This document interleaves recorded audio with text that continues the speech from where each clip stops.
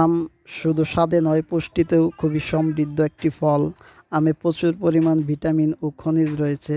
Vitamin A, beta carotene, vitamin C, vitamin E, vitamin K, folate, vitamin B nine, vitamin বি6, potassium, iron, fibre, আঁশ রয়েছে। আমের আরও অনেক উপকারিতা রয়েছে।